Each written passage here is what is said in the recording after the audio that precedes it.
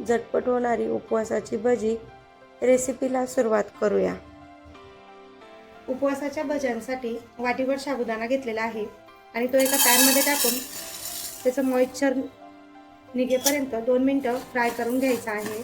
आता फ्राय केलेला साबुदाणा एका प्लेटमध्ये थंड करून घ्यायचा आहे। साबुदाणा एका प्लेटमध्ये काढून घेतलेला आहे।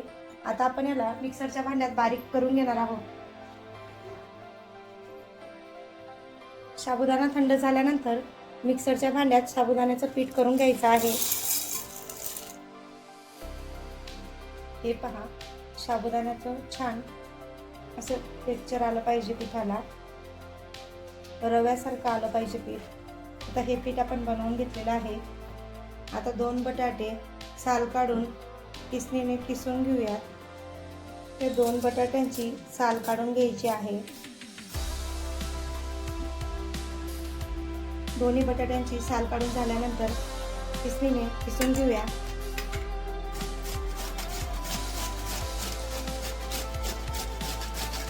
या प्रकारे हे पहा, याप्रमाणे किसून घेतलेलं आहे। हा जाडसरच किसायचा आहे। एका बाउलमध्ये पाणी घेऊन छान धुवून घ्यायचं आहे। बटाट्याचा स्टार्च धुतल्यामुळे पूर्णपणे निघून जातो, म्हणून बटाटा छान धुवून घ्यायचा 2 पाण्यामध्ये।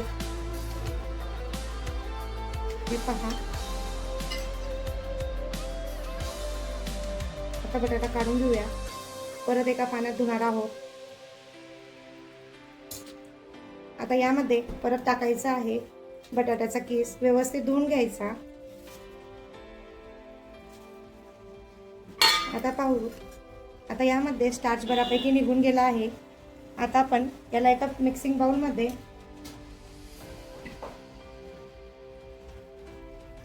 हा पूर्णपणे पिळून असा कोरडा करायचा आहे।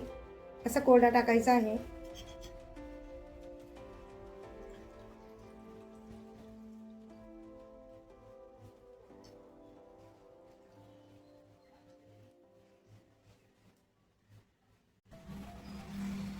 आता बटाटा कोरडा केल्यानंतर यामध्ये टाकूया हिरवी मिरची बारीक कट केलेली, 1 चम्मच जिरं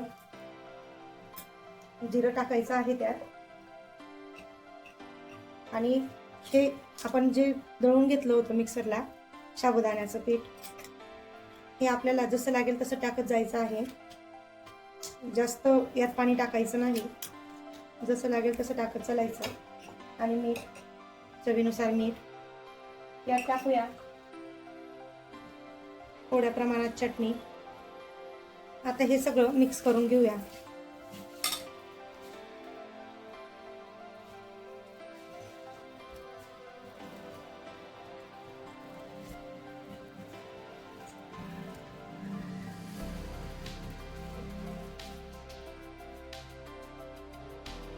आता यामध्ये परत टाकूया साबुदाणा।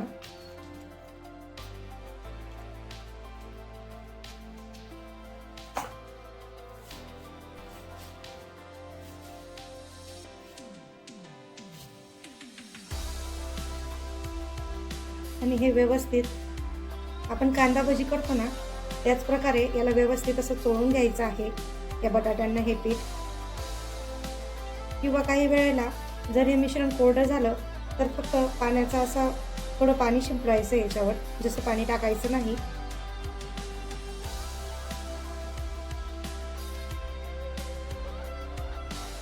हे पहा, असा गोळा व्हायला पाहिजे, जसा की आता होतोय त्या प्रकारे।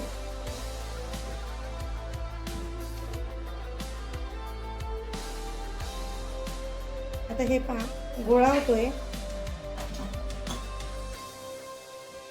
पण आपण जेव्हा भजी काढू, आपलं तेलामध्ये पूर्ण सुटेल, याला बाइंडिंग येत नाही, म्हणून काय करायचं, थोडं पाण्याचा वापर करायचा यामध्ये आणि हे व्यवस्थित मिक्स करून घ्यायचं। आता हे पहा, असा गोळा तयार करून घ्यायचा। आता या गोळ्याला 10 मिनिटं असंच ठेवायचं। नंतर आपण भजी तळायला घेऊया। सुरुवातीला सगळ्यात आधी मिरच्या तळून घेऊया।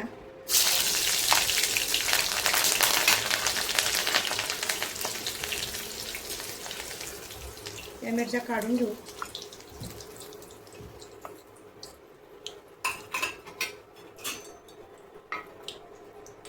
आता हे पाहू शकता, या उंड्याला आपण पाहिजे त्या आकारात काढायचे आहे. आपण गोल गोल आकार देत बसायचा नाही.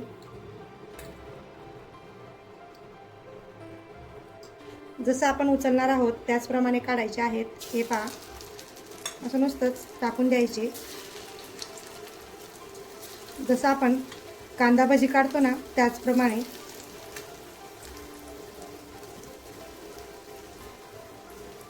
तुम्हाला जेवढं पाहिजे तुम्ही तेवढे टाकू शकता, तेलात जेवढे मावतील तेवढे.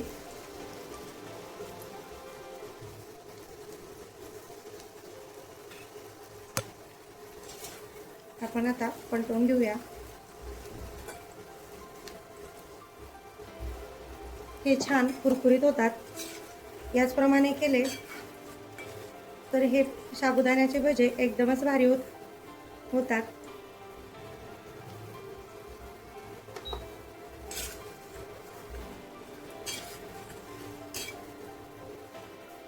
आता हे भजे झालेले आहेत. आता आपण एका प्लेटमध्ये काढून घेऊया.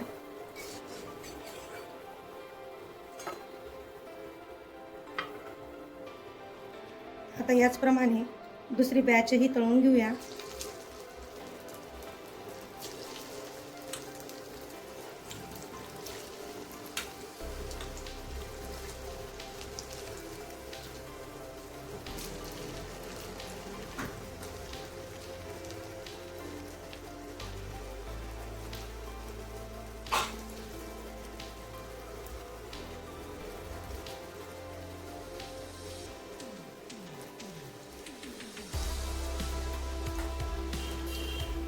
आता हे टाकल्यानंतर पलटून घेऊया.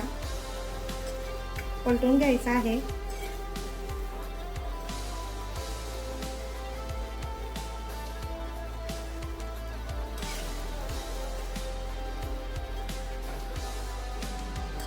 आता हे बघा, छान गोल्डन कलर आलेला आहे. आपण आता काढून घेऊया. किती कुरकुरीत झालेले आहेत बघू शकता.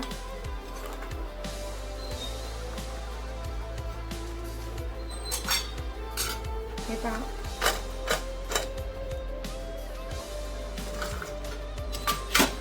याचप्रमाणे सर्व भजे तळून घेऊया. हे पहा, रेडी आहेत आपले उपवासाचे भजे. बघू शकता, इतके क्रिस्पी असे, इतके छान कुरकुरीत असे भजे आहेत. हे बघा किती कुरकुरीत आहेत. हे बघा, हे बघा इतके छान. याची टेस्ट इतकी छान लागते खायला. एकदा सगळ्यांनी उपवासाला एकदा ट्राय करा. व्हिडिओ आवडला असेल तर लाईक करा, शेअर करा आणि आपल्या स्वातीज रेसिपी चॅनलला सबस्क्राईब करा. पुन्हा भेटूया अशाच नवनवीन रेसिपीसाठी. धन्यवाद.